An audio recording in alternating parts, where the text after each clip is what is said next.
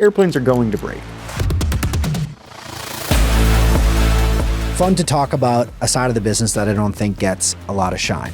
Pilots came out to his airplane and they're doing the walk around before the flight and they see what appears to be a hole in the tail of the airplane. Wow. Everything is so time sensitive when it comes to AOG maintenance. This is one of the higher stress in the maintenance world. But there's been a lot of pressure on this industry over the last 20 years to get more efficient. Last minute for a guy that needs to get somewhere, let me go bump these margins up a little bit. There's this belief that desperation means a price increase. Our average revenue per day was $15,000 a day. You multiply that across a fleet of airplanes across a month, and you're talking about real money. People are okay paying a fraction of a cost. Sometimes the best thing for everybody involved is to eliminate the hope that this is going to be a quick fix. Safety is the number one priority, right? The smallest little hiccup can have real downstream effect. Is that the kind of process normally?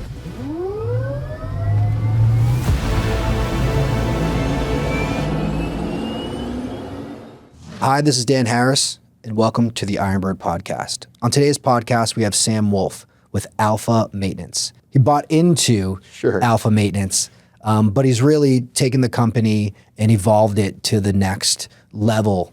It's a really interesting concept in the maintenance, the ever-changing maintenance world. And we're going to go deep into what has changed in the aviation space and what's that done to how people are maintaining airplanes, how they're servicing airplanes when there are issues, day of issues, and really what's changed in that space and why people really should rethink how they're maintaining airplanes.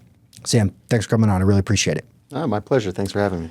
We'll start with a couple quick questions. How often does a private jet or a private jet flight miss a flight when it's something small that probably could have been taken care of if they had the correct maintenance strategy or plan or maintenance person on site versus something that's, walk us through a situation where it was a small maintenance event that starts to spiral maybe because you don't have the right staff on site or kind of an issue in that space.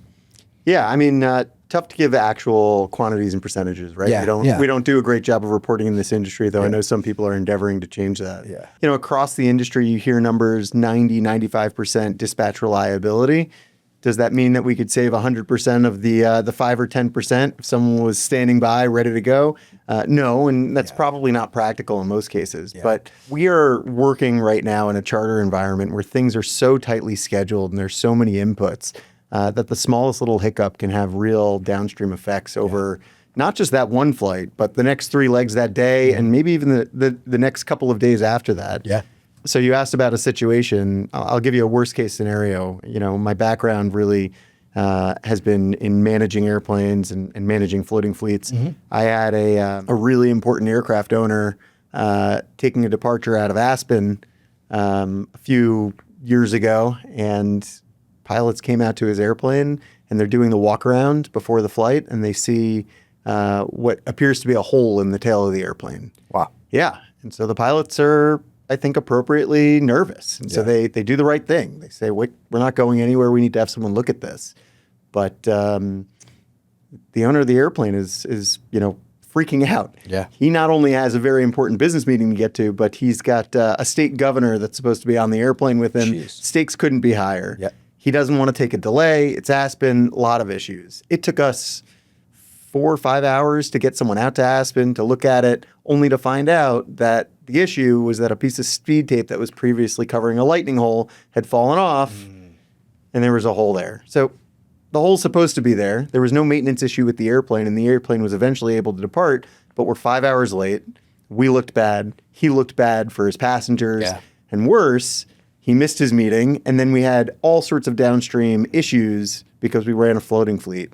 So you miss the second leg that day, the positioning to get the airplane for the next flight the next day, et cetera. I mean, nobody feels good. And in that circumstance, we lost a management client over it. I mean, you can't have higher stakes over a small piece of tape.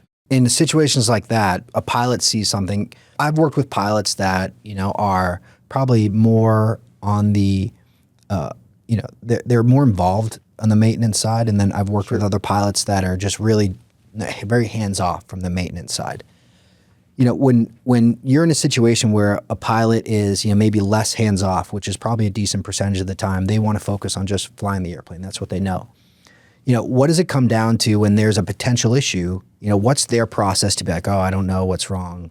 I'm going to basically pick up the phone and call a maintenance tech, and whenever this person gets here, they'll get here, and then we'll kind of figure it out from there. Is that the kind of process normally? It's a really good question. To some extent, it's highly dependent on the company they work for, right?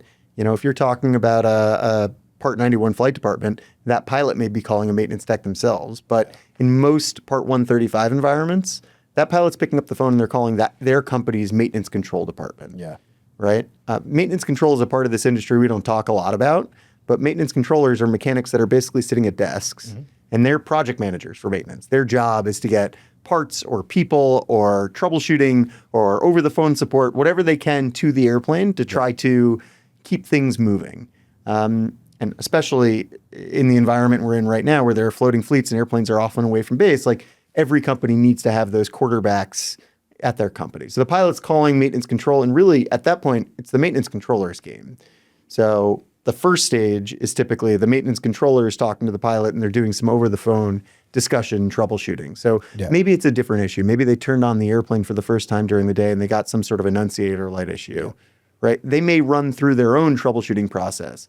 Did we do the startup procedure correctly? You're almost like a tech support, kind of, 100%. all right, hey, let's reboot this thing. Let's do this, right? Yeah. Yeah, I mean, I will tell you, the number one thing everybody does is turn it off and turn it back on. That's true of your laptop and it's true of your airplane. I mean, it's incredible how many times that actually does fix the issue too, which is wild. Well, they're complex machines. Yeah. But, if they do have an issue and they know they have an issue, I mean, there's a number of steps depending on what's going on. So the first, maybe there's some sort of MEL relief. They can sign it off. The problem is, even if it's an MEL-able item, they still need someone to inspect it and sign it off. And in some cases, collar it and note it. You want to walk us through what an MEL is? Sure. I apologize. No, it's okay. So what's an MEL? Every airplane has countless parts on it that need to be operational in order to fly.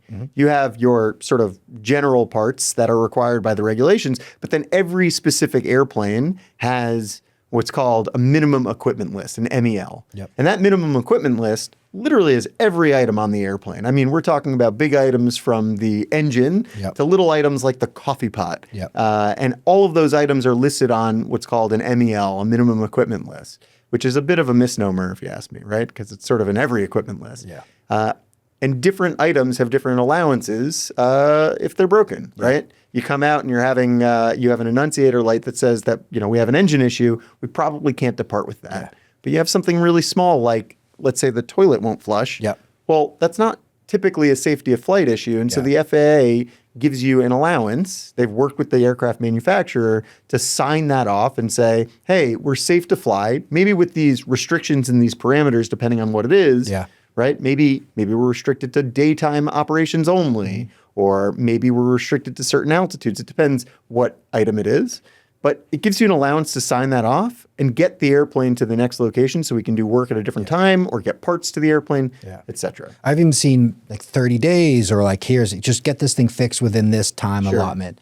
They're always not a safety issue, right? Majority of the time they won't let you fly with this part if it's a gauge or something like that. That's like, all right, it's not working here. And what I think most people don't realize is there's 2 or 3 backups quite often on a lot of these components. Absolutely. That it's like, all right, this isn't working, but we've got 2 or 3 backups that we can then, utilize for guidance or any of these things that pilots typically use. Yeah. So walk us through, there's, potential these issues on this MEL, and what does it take when, say you're having an issue on the day of a flight and you're away from home base, which I think is it's easy, not easy. It's far from easy, but managing issues at your home base is a lot easier than managing away. And I would say it's probably over 50% of the time you're not at your home base, right? If you're just flying down and back from your home base, but majority of the time you're doing multiple stops. So managing maybe go into like, what is it like managing away from your home base? And then we can kind of go back into our discussion of that maintenance kind of controller we're getting into. Sure. Yeah. I mean, listen, I think that most operators have some sort of maintenance support at their home base. Even if it's not their own company, there's a company that they're typically using, that they've built a relationship with, that they're comfortable with, that are seeing the airplanes on a regular basis. And so, yeah, if an airplane's going to break, you sort of hope it happens. What they say is that you hope it happens on the last leg of the day as soon as you pull into the parking spot, right? But we're not that lucky all the time. Yeah. And so often, you know, if the airplane's on the road, you need to get a mechanic out to the airplane to take a look at. Like an Aspen. Like an Aspen, right? Yeah. And sometimes what we're doing is a simple inspection. Yep. Sometimes what we're doing is signing off an MEL because we know that this airplane's safe to fly. But commonly what we're doing is we're troubleshooting an issue, really getting to the heart of what the problem is and fixing it wherever possible, getting parts on order. I mean, the goal isn't to just put a Band-Aid on it and kick the airplane out. The goal is to fix it whenever possible. But sometimes fixing it means, hey, we've isolated the issue. We know exactly what it is. We've determined it's not a safety of flight issue. We can MEL it. And we can give the operation time to continue on and fix it when they get back to home base or when they get back to the end of the day and they're done with all of their legs for the day. You want to get into, you know, how you got into this business and maybe your experience before this business and what got you kind of here at Alpha MX? Yeah, it's a great question. Honestly, I never really expected that I'd be on the maintenance side of this business. But perhaps it's if you can't beat them, join them type of scenario here. You know, my background is really on the operator side. I've worked for a number of operators. I've most recently run a fairly large floating fleet operator out of the New York area. And, you know, we operated Citation XLs and Challenger 604s, and our airplanes were regularly flying 80, 90 hours a month away from base. They were not home. I mean, that's why we were in Aspen dealing with an issue. And, you know, the operator side of this business is fascinating and interesting. But when I decided to take on a new challenge, AOG maintenance to me seemed like an opportunity for disruption in the industry. Yeah. So going back to, you know, my background, why was I even doing floating fleets? That is a relatively recent development in this industry. The last 15 years, maybe 20.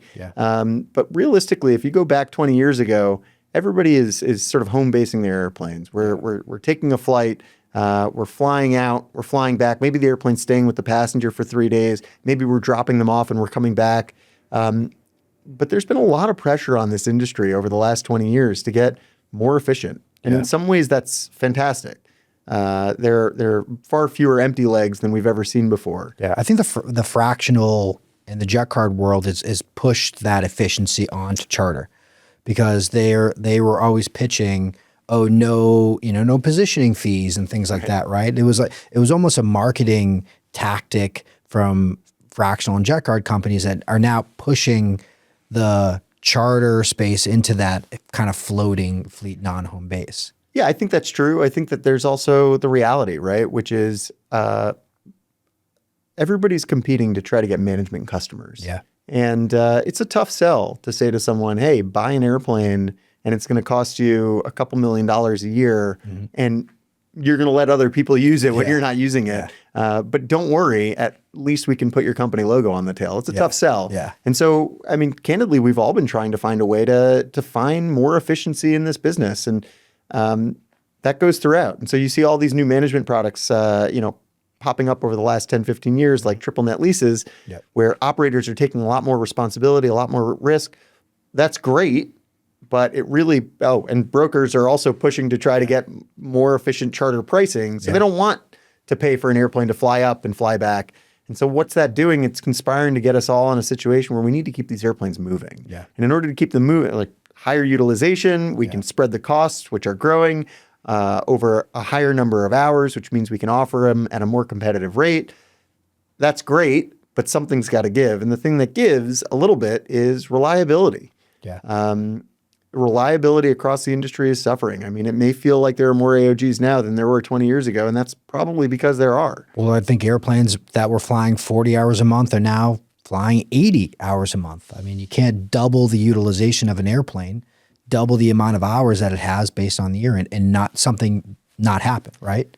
Yeah, I mean, I think that's true. Yeah. And so I mean, as you were taking on airplanes, Excels and 604s, theoretically, the Excel, I mean, maybe it was some NetJet Excel, so maybe they were high utilization, but there were probably some airplanes that weren't high utilization airplanes that you had to take and push into high utilization, right? Yeah, yes, it's interesting. Every airplane is unique in its own way, and there's no predicting why an airplane is going to be super reliable and why another one isn't. But the charter market is also now made up of airplanes that, quite frankly, a lot of them have been flying for 20, 25 years. Even if they're well maintained and well taken care of, over time, parts degrade. Yeah. But like anything else, just like a car, the more you use it, the more maintenance it requires.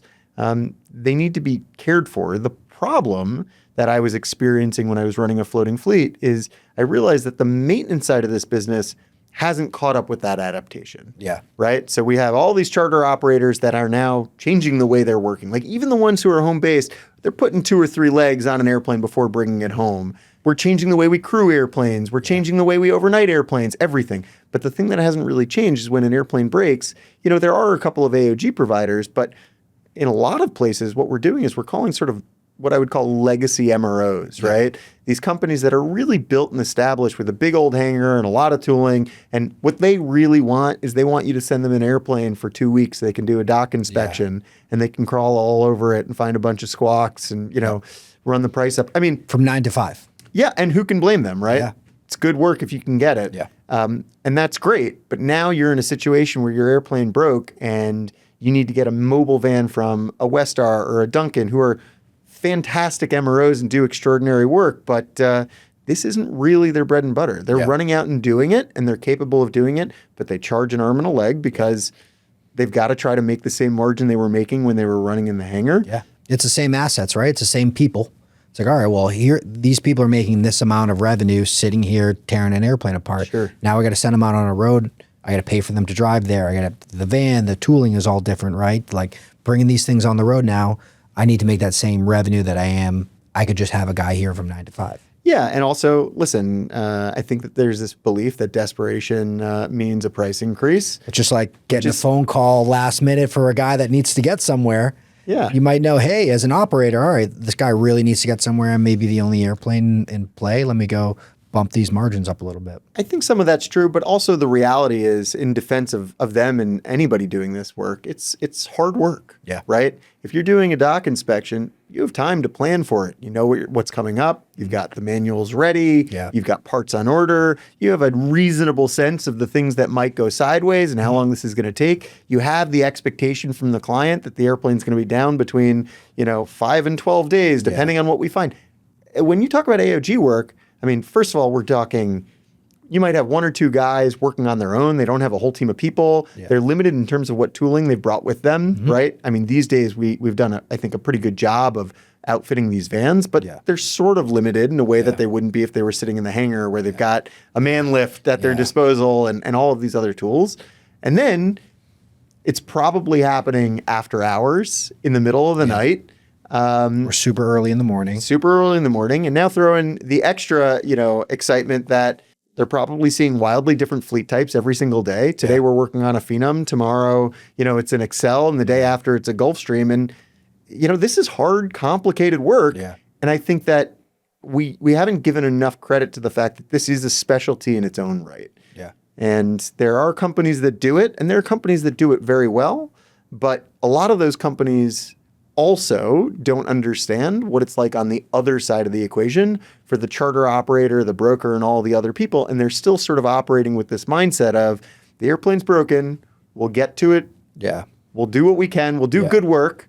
But the reality is the communication isn't to a high enough level to support that type of operation, the speed, the efficiency, et cetera. Quite often, a lot of the times where I've experienced it is if there's a maintenance event, it's almost like don't talk to maintenance. Let them do what they do, and when they're ready to communicate with you, they'll communicate with you. And I think, and one of the things that kind of we talked about before, that communication, right, is so different when you are on the charter and planning side. That communication with the customer, with the operator, is so fluid. But when there's a maintenance event, it's like trying to extract information tends to be so difficult. And it's one, you don't want to pressure people because safety is the number one priority, right? Absolutely. But, and what you've talked about, what maintenance techs are probably used to doing a long, week-long check, right? They're going to kind of just work their way through that thing versus when there's a gigantic meeting on the other end that, kind of that $1 million meeting on the other end where it's like, all right, I need these updates and this communication that quite often is difficult to get when there is an issue. So going back to your experience, what it's like to kind of that change in, what used to be the classic home base. Sure. Now, as this industry is changing, we need to handle how we maintain airplanes on the road and when there's these issues on the road away from home base differently. Like what got you into that space to be like, oh, there's some room here that I think like we could provide a lot of value and here's how I'd want to approach it. Yeah, it's a great question. So, at my previous company, we flew we flew everywhere, all across the country. And did were you tracking on-time percentages? We were. It varied over the years. Yeah. Sometimes great, sometimes less great. Well, talking with Josh at Charter Flight Support, the worst performing, he wouldn't name the operator, and I won't out of respect for him, but the worst performing operator, they had 20% issue rate on their Citation 10s. That's high. Yeah. But hopefully they're working with good maintenance partners. That way. Yeah. What I will tell you is my experience was, depending on where you were, the service level, the communication would vary wildly. Interesting. So we had certain AOG companies that we worked with on a consistent basis. We built a relationship. They knew us. We knew their airplane, or they knew our airplanes. They knew our team. They knew the level of communication. And they responded quickly because we were an important customer of theirs, but they also responded well, right? Yeah. They understood the push and pull between, hey, we want to get this thing fixed, which is what we would do if the airplane were sitting in our hangar, and we want to be able to get this airplane safe and dispatchable, right? Yeah. Legal, right? Legal is different than fixed sometimes. Sometimes that means a deferment, an MEL, et cetera. It doesn't mean we're taking cutting corners or safety risks. What it might mean is, hey, we're gonna present a suite of options and give you the ability to make a good decision. And that depends, right? The decision may be, the plane's scheduled to be home tonight. We have one more leg. Yeah. This is not a safety of flight issue. It's a day VFR flight. Yes, please sign it off. Let's go. Or the decision may be, you guys have the capability of the capacity. We're going to down the airplane. We're going to recover with something else and go for it. Sometimes we got great service with guys that were excellent troubleshooters and really knew what to do. Sometimes we would land in a place, we'd have an issue, call a mechanic, and he would basically get on the phone with maintenance control and say, I'll get there when I get there. And then he would show up and he'd say, what would you like me to do? Oh. And it's tough. Yeah. It's tough. He'd say, hey, I've never seen a Challenger before. Oh. Like, Yeah. And when I look at that, I say there's a real need here. There's a real need not only to make sure that we're getting really quality work, but there's a real need to give the education to the maintenance side of the house. Hey, what is it like for the charter operator? What are they optimizing for? What's the cost of missing an extra day because, hey, we couldn't get to the airplane tonight, but we'll get to it tomorrow. Yeah. Like even that. Yeah. Which happens a lot. Yeah, in a floating fleet, I can tell you for sure. It was a minimum on a Citation Excel. Our average revenue per day was $15,000 a day. Yep. $15,000 in lost revenue just because it took an extra day to get out to the airplane. Yeah. You multiply that across a fleet of airplanes across a month, and you're talking about real money. Yeah. So I see an opportunity to make sure that we can improve the response, to make sure that we're actually tailoring what we're doing towards these charter companies. But the next level is, I want to increase the level of communication. You said before, everybody wants updates as quickly as possible. Yeah. There's no worse scenario for me as a charter operator than an airplane's broken. We've got passengers sitting on the ground, right? The crew wants to know what's going on. The passenger wants to know what's going on. The broker wants to know what's going on. We've got ops. We've got sales. We've got maintenance control. Everybody's calling. And there's some poor mechanic on the other end who's just trying to run through a troubleshooting procedure and his phone is ringing off the hook. Yeah. And more often than not, he's ignoring it. Yeah. And you can't blame him because he's got to have time to do the work. I don't know that that's a problem I'm solving tomorrow, but I will tell you that our goal is to work with certain companies on a consistent basis and develop strategies and communication where they understand a certain tempo of response. Hey, it's been 30 minutes. It's like, hey, let me just pause. Yes. Hey, here's where I'm at. Here's where I'm going to get back to work. Thanks. But I think that the thing that drives that need for constant updates is two things, right? The first is a lack of trust. Yeah. We're working with a company we've never worked with before. I have no idea if this mechanic can fix this airplane, right? If it's a mechanic on the other end that's worked for you many times, that you know them, that you trust them, it's like, I'm going to stay out of their way. Yeah. I'm going to let them do their thing because I know if they can fix it, they're going to. Yeah. Right? I don't need to check up on him. What's he doing? And the second is a lack of clear expectations. And what I mean by that is if you get on the phone as a maintenance company with maintenance control and you say, realistically, we're dealing with this set of issues. If it's not A, B, or C, there's no chance of departure today. Yep. I need 30 minutes to look at A, B, or C. Anything beyond that, it's a miracle Hail Mary, but I would tell you honestly, the likelihood of us repairing this in the next 30 minutes for your clients to be able to depart, extremely low. Please communicate it back to the broker. Right? I'm sure you've been on the other end of this scenario. We'll have a mechanic out there in 30 minutes.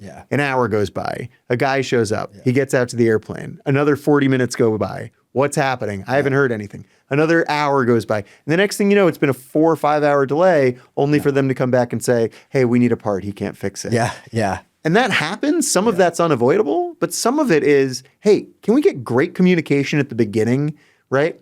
Can we get the maintenance control team to work directly with the mechanic to actually say, realistically, we're going to get very, very quickly to, can we get this MEL'd? Can we get it troubleshot and repaired? Or can we very quickly get to a point where we all look at each other and we say, the likelihood of us fixing this in a way where we're able to get these passengers moving in a timely manner is very, very low. And the best thing we can do is communicate it back to the broker, because that way we will save face as an operator and we will save face for the broker with their client. That's what's important. And a lot of maintenance companies don't understand because they've never worked on that side of the business. As we're going through those scenarios of like the 1 hour, just like, I just had flashbacks so many times. I was like, oh my goodness. Like, believe me, I've been there. That's why I'm sitting here now. The fact, even from just getting a mechanic at an airplane and like, oh, he'll be there in 30 minutes. Oh, he was in some traffic. Like, oh my goodness. Like just get someone there to give me an answer. But the fact that there are a lot of those answers ahead of time that, hey, here's the potential issue. Here's the likelihood of us fixing or not. I mean, at the same time, I think any charter operator or broker is working on, backup solutions. But quite often, normally backup solutions, and that's even if you're at a busy airport, are at the very minimum 3 hours plus on average, I would say. If you're lucky, you're at a main airport. If you're not at an airport with a lot of home-based airplanes, it's 5 or next day, depending on the time of day. So getting an airplane fixed is quite often always the best solution when there's a problem. And like it's funny to me, and the more I think about it as we talk, it's like this is one of the kind of higher stress in the maintenance world. AOG recoveries is high stress, high difficulty. We're talking about all these different airplanes. Why would you want to get in of all the places in maintenance? Why would you want to get into this place that is potentially one of the higher stress, higher difficulty areas of the space? Yeah, I mean, it's a fair question. I think that the high stress is the opportunity, right? This is a stressful business.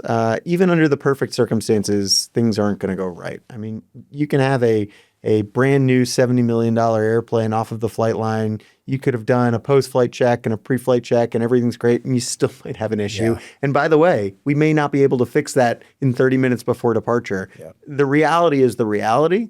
But if we can make it just a little bit easier, and if we can respond to that need in the marketplace where we can say, hey, the reality of the future of this business is airplanes are going to have to be flying 80 plus hours a month in order to justify operation in most cases. Yeah. It's not true of all operators. It's not true of all circumstances. But if you own an airplane for profit, then that's really where you need to get to. Yes. Yeah. If you are not a what I would call a traditional management company where you've got an 85-15 revenue split where the owner is willing to bear the cost of the expense and is okay with the fact that his airplane is going to cost him some money each year, you need to drive utilization. It's the truth, right? That's the math. Yeah. It's no different than the restaurant industry or the hotel industry. Even for managed clients. I mean, I think a lot of managed clients are now looking at that utilization number for just really driving that ownership cost down. Absolutely. And by the way, right, like even in traditional management, I don't want to give the impression that we're just driving these airplanes too hard. The issue isn't the use of the airplane. Yeah. It's not that they're breaking more per hour. The issue is that we've got a smaller window to address a repair. So I see it as an opportunity. Candidly, part of the reason I'm doing this is because the founder of Alpha was just such a talented guy who really shows up with such incredible compassion. I mean, he's a guy that I worked with in my previous role, and seeing someone who actually takes personally getting these airplanes returned to service and really doesn't want to see an operator lose a trip because he understands how many people are affected by that. I was really drawn to that. And as we started talking about how we could sort of like work together, it occurred to me that there's certainly opportunity for improvement. Yeah. But also there are guys like that all around the country, right? A lot of these AOG shops are small mom and pop sole proprietorships, and they're really, really great technicians who really know how to fix airplanes, and they don't have a method of communication. They don't have a method of attracting customers. And so that's bad for them, but it's also bad for the operators, because now you're an operator where every single city you go to, you've got a different maintenance company with a different process, a different way of communicating, a different cost structure. They haven't seen your airplanes before. Maybe they have tooling, maybe they don't. Imagine if you could go to some of your more popular destinations and have consistency. And there are companies who are doing this and companies who are trying to do it quite well. I'll give them credit, but there is no shortage of opportunity out there. Yeah. There's a lot of floating fleets. There's a lot of regular charter operators, and everybody is in need of good service and good communication. I feel like we've talked a lot about just all these interesting things in the maintenance department, but we haven't really talked about the actual company itself. Sure. You want to walk us through what the company is, what exactly it does, and how you interact with customers and clients. Sure. So a little bit of history. Alpha was started 6 years ago by a guy named Manny Melandrinius, who is an incredibly talented technician. Yep. And Manny has had a group of about 6 technicians for 6 years. And he has supported a lot of operations running a pretty good quality AOG shop. Yep. I worked with him in the past, as I mentioned, and about 6 months ago, Manny and I had a conversation, and he was really looking for partnership. And I'm not the only partner in Alpha. It's me, it's Manny, but also our third partner is Principal Aviation, who's a reasonably sized charter brokerage that's very successful in their own right. Yeah. And between the three of us, we really looked at it as an opportunity to bring our unique set of skills. Manny knows how to fix airplanes exceptionally well. He is the rarest kind of mechanic, which is a great troubleshooter, a great communicator, and a guy that actually cares. Yeah. Very hard to find that. What he struggled with a little bit that I think I can come and help is a little bit of organizational structure, a little bit of strategy, which is some of what we've been working on together. Yeah. And then Principal understands the charter mindset probably better than anybody. Yeah. They also obviously have relationships with a lot of operators, which has been really helpful because we've gotten great feedback. They've been able to open a lot of conversations where people tell us what they love, what they hate, what they need. And between the three of us together, we sort of came together and said, how do we rethink this opportunity, this company? Yeah. And so Alpha was a small AOG shop based out of Teterboro. We are now a growing AOG shop. We have locations in Teterboro and Morristown. We service all of the Northeast. We've got 4 trucks. I have a small piston airplane that I'll occasionally use to shuttle techs around. Oh, that's cool. It is I get made fun of because everybody knows that's more for my satisfaction than really supporting the operation. You got to enjoy yourself somehow, right? Yeah, absolutely. Hey, it's nice to feel like Superman, right? You deliver a mechanic and we get a quick fix in. So about 6 months ago, we came together and we started investing in the company, and we've hired a lot of really quality techs. We've increased our tooling. But maybe more importantly, what we've done is we've gone and found a couple of really, really important partners on the operator side and said, how do we build this business around what you do? And so, sure, we've been talking a lot about AOGs because that's the core of our business. We respond quickly and we go out and we fix it. But AOG work is a little bit more than that. It's also line maintenance. So we do a lot of preventative maintenance as well.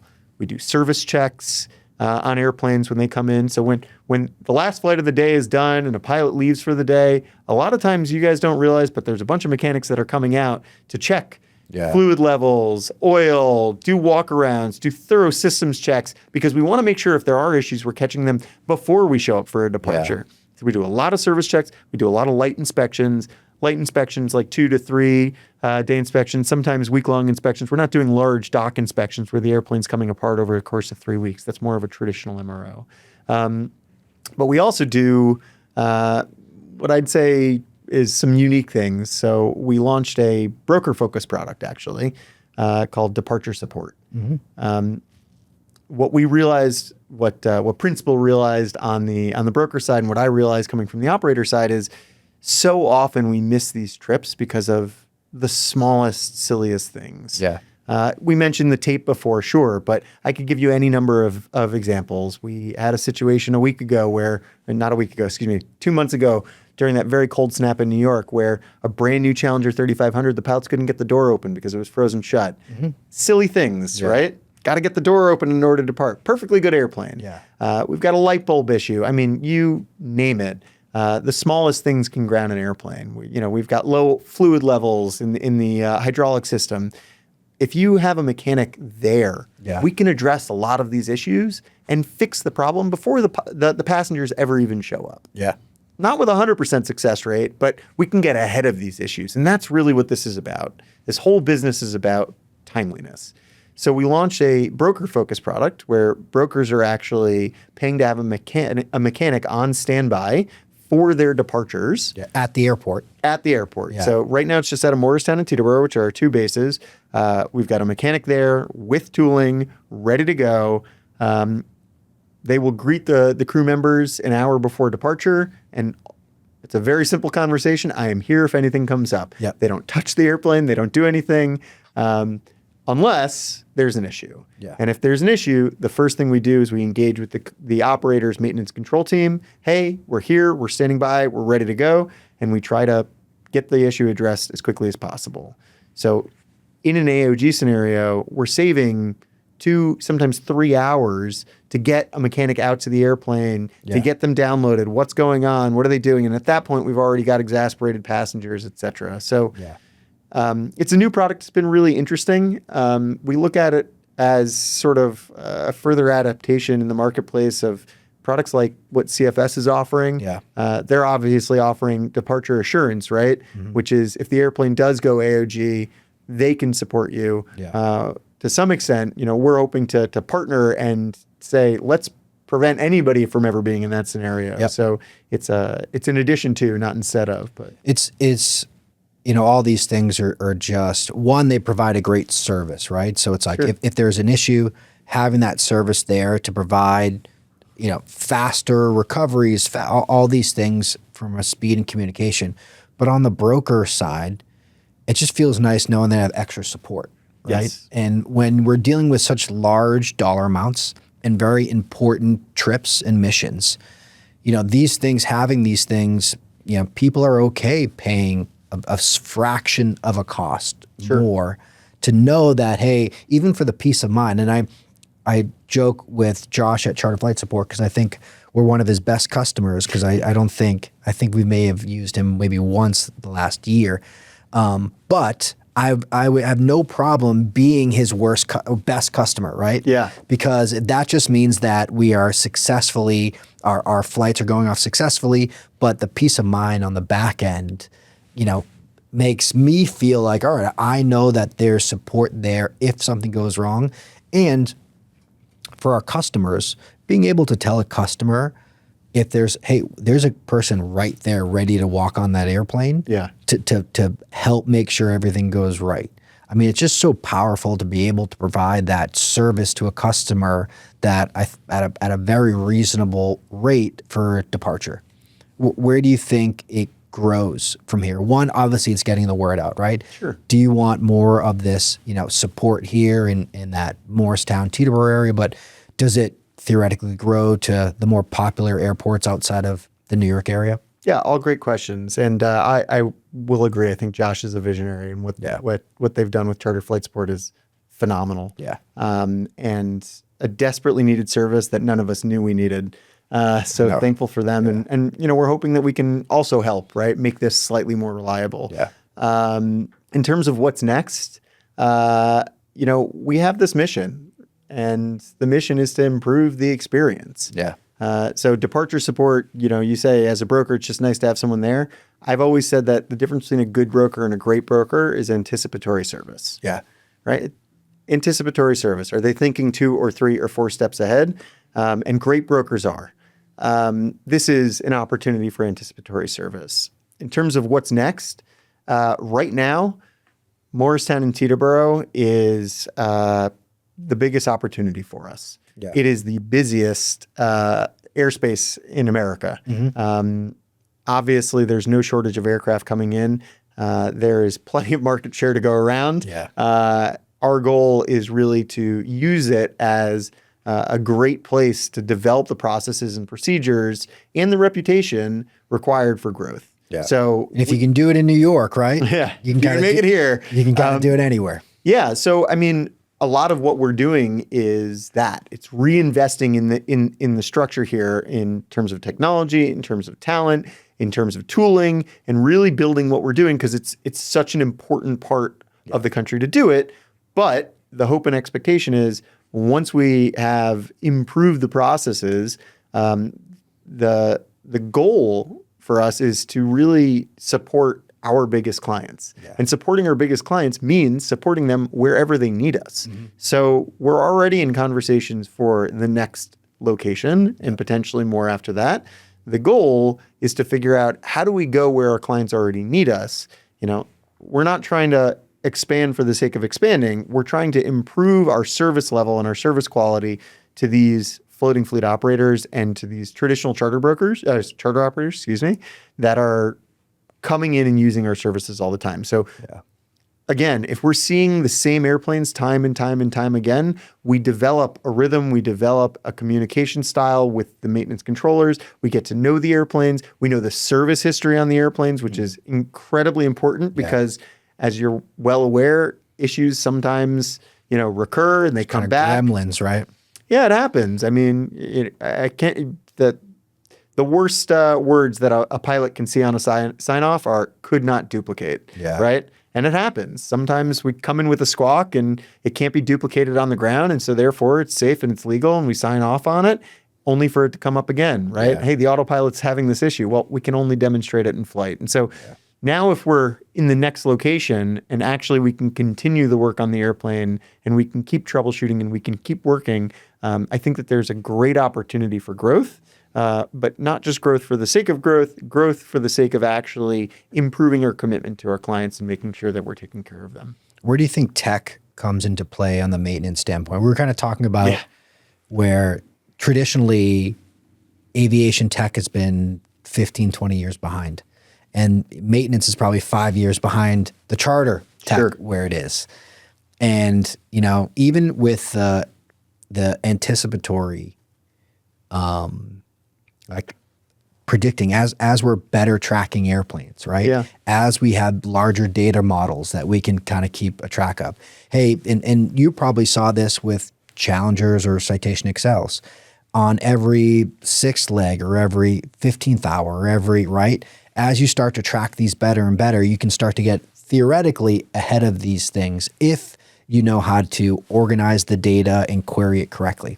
But just on like a day-to-day operations standpoint, where do you see the tech changing on the maintenance side of the business that maybe it wasn't there 5 years ago? Sure. So, tell us, where is maintenance tech right now? Well, it really depends on what side of maintenance you're talking about, right? Maintenance is not a monolith, which I guess is sort of the theme of what we're doing here. Yeah. I will say that there are really great advancements happening in maintenance tech in other places. So you mentioned trend analysis. Yeah. Camp is working very, very hard on that type of data. And I'd say that Camp's biggest issue is that most people aren't using it correctly, right? Yeah. It's a great system. Yeah. I know Varion is doing similar things. Even if like you take logbooks or maintenance logs, right? I could just take every single Gulfstream 4 and I can analyze every single maintenance log and take that data and then utilize that data in a way that we could be, right? I mean, that's a brilliant idea. I think you should call Bluetail. Yeah. They're another company that I think that they're phenomenal. For those who don't know, they digitize logbooks, which is insane that it took us this long. But once they're digitized, they're searchable. Yeah. It makes conformity considerably easier. It makes maintenance control considerably easier, maintenance planning. I give them a lot of credit. So there is development happening, but what hasn't changed much, and it's funny, this feels very similar to Charter, right? On the Charter side, we saw all of these new systems like Portside that were great for reporting, but when it came to FMS's flight management systems, we weren't seeing the development very quickly, and now it's catching up.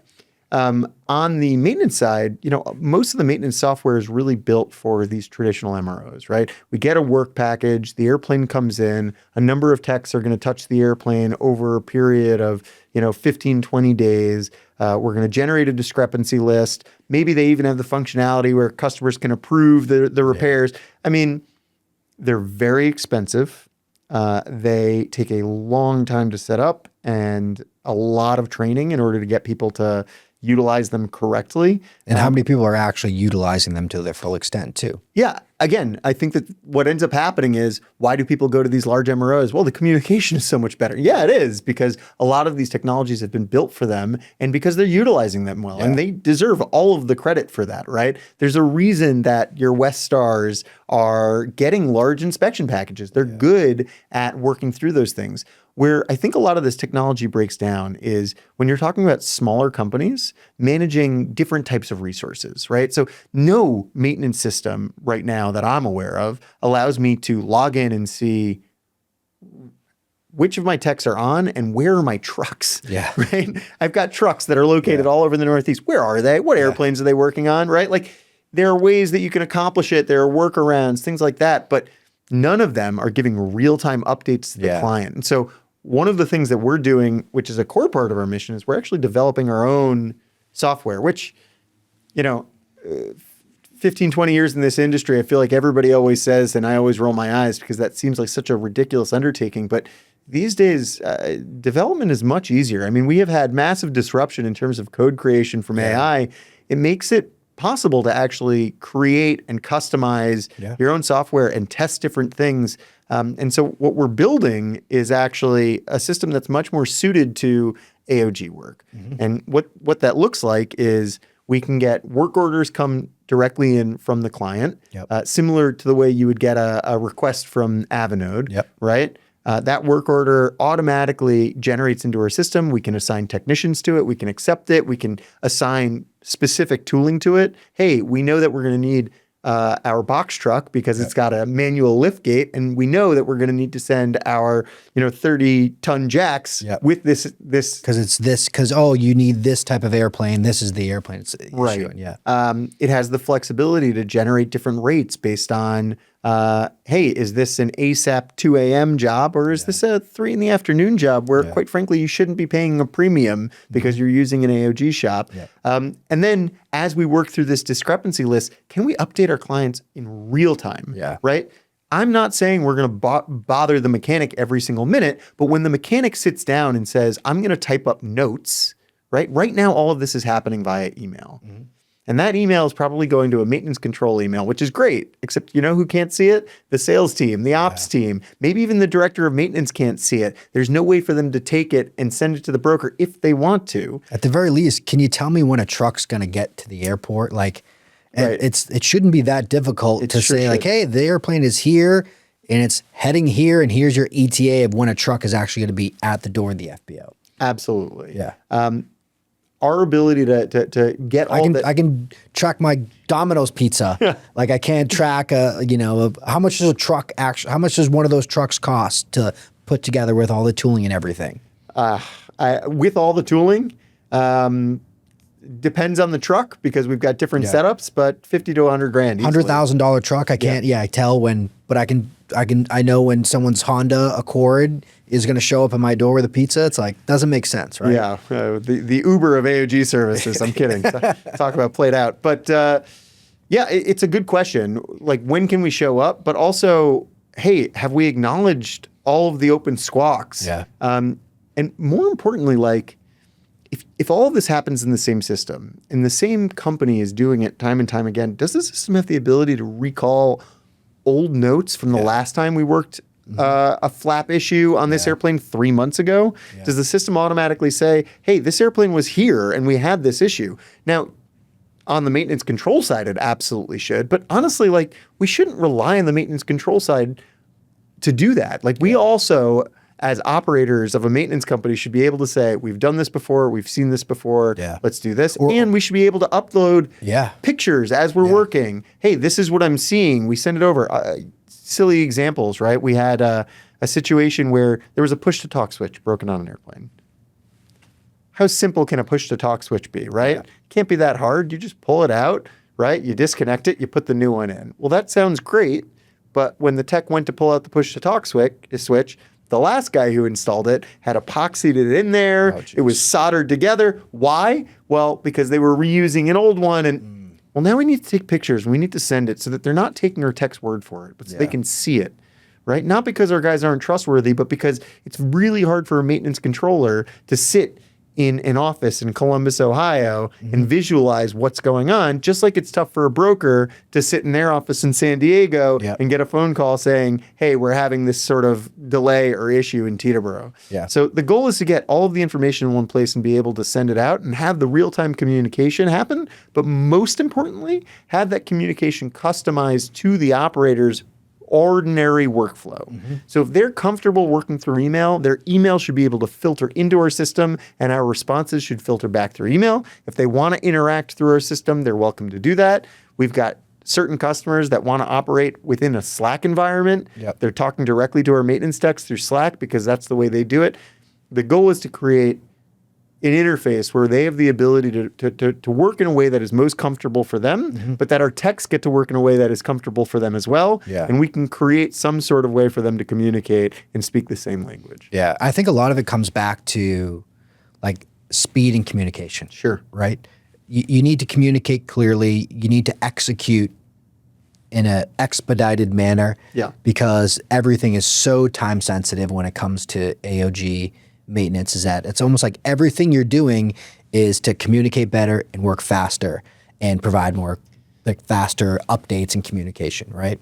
And sometimes, by the way, work faster is get to know faster. Yeah. Right? Yeah. Not everything is going to get fixed in an hour of troubleshooting. Most things aren't. I mean, candidly, right? When we know that there's going to be an issue, sometimes the best thing for everybody involved is to eliminate the hope that this is going to be a quick fix. Yes. I mean, I'm sure you've been in this scenario, right? The broker says, we've got a tech, he's going to be there in 30 minutes. They say it's just this quick thing, we're going to be able to do it, it's no problem. Well, as an airplane operator, you don't want to lose that flight, right? So quite often, airplane operators are going to want to paint this picture that, hey, we're going to fix this airplane, we're going to keep this revenue, right? They don't want to then lose it to another airplane. And to give them the benefit of the doubt, they may truly believe, right? We're all eternal optimists. I don't know how it happens, but we are, right? We're eternal optimists that they're going to get there. It's going to be a quick fix. We're going to save it and it's going to be fine. And so the operator doesn't want to cancel the flight. The broker is sitting there with, kind of an impossible choice also. Do I cancel this flight? Maybe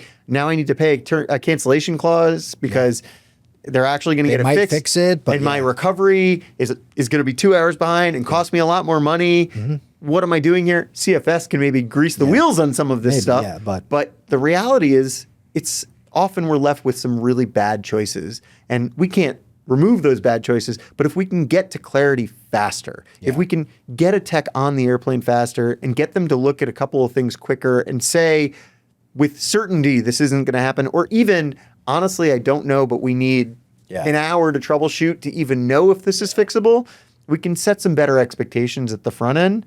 And then if we can allow that tech to actually do their work and we can have technology that can support the communication back and forth so that everybody's getting real-time updates and everybody feels more confident and comfortable that this is happening, I think we'll all be in a much better situation. Is there a piece of technology that as you look at, a flap issue on a citation 10 that is potentially across all citation 10s, this is a known issue and this is how we tend to fix and recover this issue? Is that data out there? Is that software out there? I don't know that there's a software out there, but with credit to a lot of the aircraft manufacturers, they have their own sort of quick fix guide or... Well, certainly they have repair guides, but they also have their own expert teams, right? Yeah. So often maintenance controllers know a lot about these airplanes because they're managing them, but they're often on the phone with the Textron team or the Gulfstream team, and in theory, right, they're the subject matter experts and they walk through it and they see these issues recur often. And listen, if it's a truly recurring issue that happens frequently enough, you may even see a service bulletin or something come out, or some sort of additional guidance for additional inspection or lubrication or repair. But no, I mean, I think that we're not at a place right now where someone is aggregating all of the information in real time when airplanes break and need to be repaired. I think it's an interesting project. Yeah. When we get big enough, maybe. Yeah. The data. I mean, the data products are incredible. So one of the last things I really want to touch on is, there was a big discussion about pilot shortages. Sure. And talent shortages and issues. But, as airplanes get automated, right, people are pushing tech and automation to fix maybe some of those issues. I think it's going to be a bigger issue to automate maintenance, like any industry where you're turning wrenches. What's the talent like, and what's it like hiring and growing as you're growing, so you're hiring more, and you're training. What's the talent pool like? Is there a shortage and an issue in the maintenance talent, and or at least what are you guys doing to, as a growing company, to kind of work through those issues? There's absolutely, a dearth of capable mechanics. Yep. I mean, the numbers bear out on that. As the airlines grow, they're sucking up more of these mechanics. Yeah. But not just the airlines, our whole industry is growing. And I don't have the statistics on enrollment, but anecdotally, I will tell you, I see less and less, trade school opportunities. In New York, we have a very unique program. There's two programs. There's Aviation High School and BOCES, where kids actually can get technical, trade education in high school and come out with an A&P certificate. It's incredible. You don't see that across a lot of the country. And if you think about what it takes to get your A&P, you're talking about a minimum of 2 years of school, a handful of written tests, a handful of practical tests. I mean, for reasons that should make absolute sense, it's difficult. It's difficult to get your A&P license. But now if you're talking about a kid who needs to make a decision about a career path, if you're willing to go into the trades, because all of the trades are in high demand right now, it's hard to balance that against an HVAC technician or an electrician or a plumber, where they're all making more money than we've seen in a long time. So I think that right off the gate, I think that we have sort of this baseline hurdle. You add to that the fact that I think that the education could probably use to be modernized. When we see guys come out of A&P school, they're extremely green. Yeah. When a pilot comes out of, when a pilot has their commercial pilot's license, right, they may only have 250 hours. So not a lot of time and experience. And what they really need to develop is good decision-making, right? And sure, they need to learn aircraft systems and et cetera. And that's why we send them to go get a type rating. The problem is mechanics, it's such a wide range of possibilities. Yeah. You come out with your A&P and maybe what you're doing is you're fixing 172s at the local flight school, or maybe you're going to work for United Airlines and you are doing, midnight component swaps, and all you're doing is pulling a component out and putting a new component in because they can do that, and Yeah. and they don't need to troubleshoot. Yeah. They just swap things out quickly, or maybe you're going to work for Pratt and Whitney, as a friend of mine does, with the engineering department to help them develop new engines. Like all of these things require A&Ps. It's very, very, very, very difficult because there's such a stratification, and so now you get to us, right? We need AOG technicians. The problem with AOG work is we really need the best of the best. We need guys who aren't just licensed mechanics. We need guys who are talented troubleshooters. Yeah. And talented troubleshooters need to be problem solvers. They need to be guys who can really work through a system, and not just one system, right? They need to say, hey, I've worked on a Gulfstream hydraulic system and a Hawker hydraulic system and a Cessna hydraulic system, and now I'm working on a Phenom, but what lessons can I take from there to try to work through this? It's a really difficult ask just from the outset, right? They're also not doing inspection work where they, here's a guide and you show up and you're going to work task by task, and does this meet the requirements or doesn't? They're trying to figure out, where's the ghost in this thing? What's the thing I need to fix? So I'd say in general, there is a limited pool of talent. From an AOG perspective, that's even further narrowed because you need guys who have this really unique problem solving. And then go one step further. Now we're asking them to communicate directly to clients, right? Typically, client services is not the thing that a mechanic thought he was going to be doing with his career. Yeah. And then you add 2 more layers. Now this guy is working after hours on the road. Yeah. And he's working in a 1 or 2 crew environment. It's a lot to ask. It's a lot to ask. It's a very, very difficult job. And the problem with that is not that these guys don't exist. The problem is that there's not enough of them, and you can't train them overnight. Yeah. Right? It's not like we can stick them in the right seat, and after 2 or 3 years, they're ready to move over to the left seat. He's got Miyagi'd enough hours that right. Which is, again, as a pilot, not to take anything away, I think that we just have a really good way of doing on-the-job training for pilots. Like we've developed this pathway where most people, they have their license.